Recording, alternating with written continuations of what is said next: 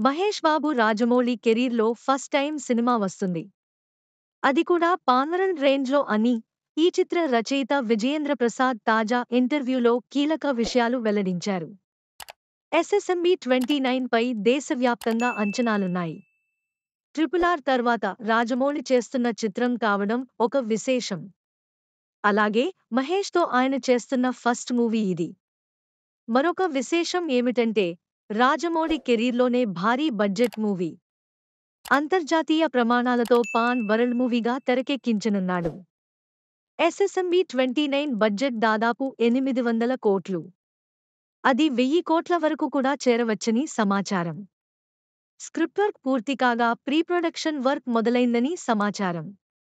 మహేష్ రాజమౌళి చేసే మూవీ ఎలా ఉండబోతుందో ఇప్పటికే తెలియజేశారు. దర్శకుడు రాజమౌళితో పాటు కథ సమకూర్చిన విజయేంద్ర ప్రసాద్ పలు సందర్భాల్లో కొన్ని హింట్స్ ఇచ్చారు. మహేష్ ఇమేజ్కి తగ్గట్లు ఓ యూనివర్సల్ సబ్జెక్టు ఎంచుకున్నారు. ఇది jungle adventure action drama. Hollywood successful series Indiana Jones తరహాలో ఉంటుందని రాజమౌళి ఓ సందర్భంలో అన్నారు.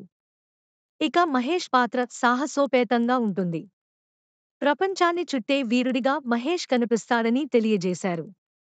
RRR తరహాలో ఎస్ఎస్ఎంబీ 29 సైతం పీరియాడిక్ డ్రామా అంటూ ప్రచారం జరుగుతుంది.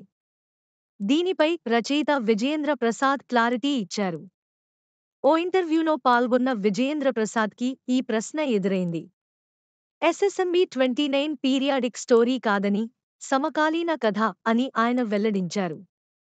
కాబట్టి ఎస్ఎస్ఎంబీ 29 contemporary jungle adventure and action drama అని పూర్తి క్లారిటీ వచ్చేసింది.